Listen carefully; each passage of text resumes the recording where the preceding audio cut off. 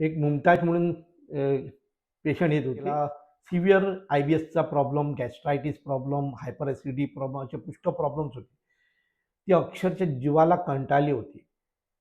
ती माझ्याकडे आली तेव्हा सांगत होती, की आपण जेवढे डॉक्टर्स म्हणून गोव्यामध्ये आणि गोव्याच्या बाहेर आहेत, तेवढे सर्व डॉक्टर पोटासाठी एंडोस्कोपीपर्यंत सर्व रिपोर्ट्स केले, पण काहीच भेटत नव्हतं. पण प्रत्यक्षात मला सहन होत नाही. कंटिन्युअस म्हणजे काही खाल्लं, काही जेवलं, काही केलं तरी परत परत मोशन व्हायला लागतं आणि एवढा कंटाळा येतो, की जीव थकल्यासारखा होतो.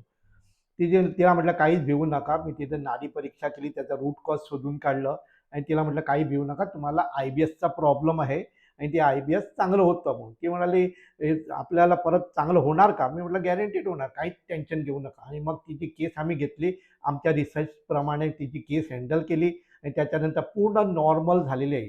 त्या मुमताजचा तुम्ही व्हिडिओ आमच्या ऑनलाईन जे आमची वेबसाईट आहे त्याच्यावर तुम्ही बघू शकता, तिचा पूर्ण व्हिडिओ आहे त्याच्यावर.